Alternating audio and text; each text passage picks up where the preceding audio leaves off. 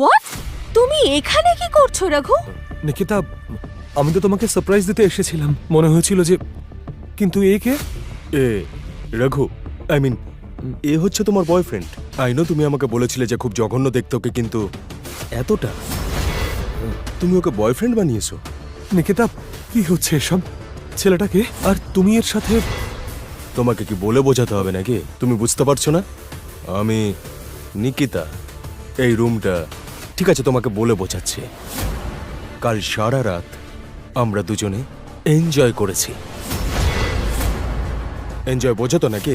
Sex sex করেছি আমরা। And one more thing, কাল রাতে এই বেডের উপরই না আমরা দুজনে অনেক পরিশ্রম করেছি। আসলে একটা জিনিস ভুলে গেছিলাম।